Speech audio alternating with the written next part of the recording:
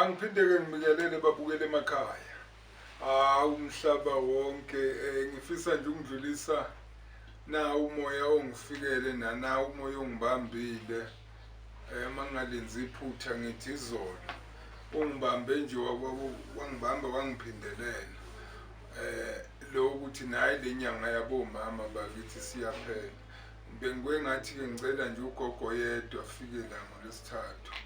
Ngizomenzela-ke nje ufefe ngimthathe ngithi ngiyamcoshela nje ukuthi avike indlala, ngoba hayi indlala angiyifuni nokuyibona, ngiyayisaba nje, ngiyayisaba namanje ngisasho indlala nje anginabudlelwane nayo, anginabudlelwane nayo. Kodwa-ke manje sengifikelwe umoya ukuthi no, ngizobathatha nje babe bathathu, bazoba bathathu.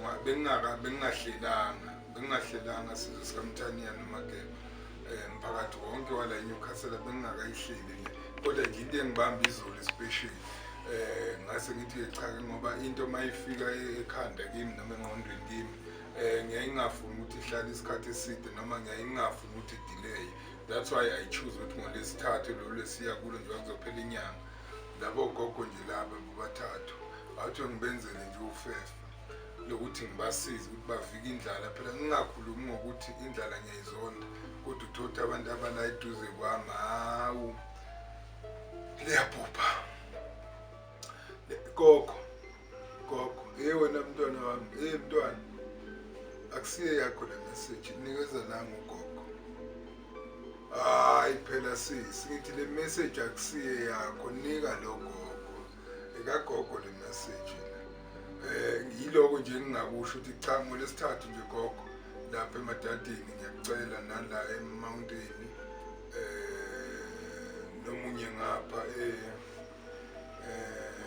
Bush, ngiyanicela nje kusho ukuthi mangikuthatha eBush usumele nje ogogo bonke baseBush, mangikuthathe la eMountain usumele nje bonke ogogo bala eMountain, mangikuthathe emadadeni futhi nakhona kanjalo. Bese kuthi abanye ngizokuhlela.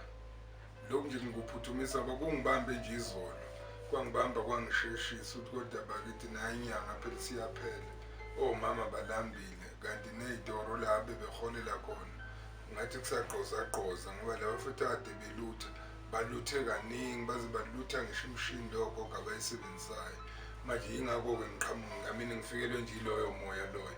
Sizwe saseNyukhasela, mphakathi wonke bafowethu nonke, bogogo, bomama, bomkhulu nonke, nakaningi-ke labafowethu laba abadrayiva lezi moto lezi ezisizayo nabo futhi ngithi hayi bafowethu, uNkulunkulu anisize, anenzele futhi umusa nofefe ngalo msebenzi nje ningenzela wona, ukuthi nithi nje niyangazi, ningani niyangazi nje. Awuyimngedwa nje phela umncwabo, hayi laba sebeyizama bawo umncwabo futhi ngeke balume. Yeyi khona into engizobenza yona, ngizonitshela. Ngiyabonga kakhulu, uNkulunkulu anibusise nonke emakhaya, amen.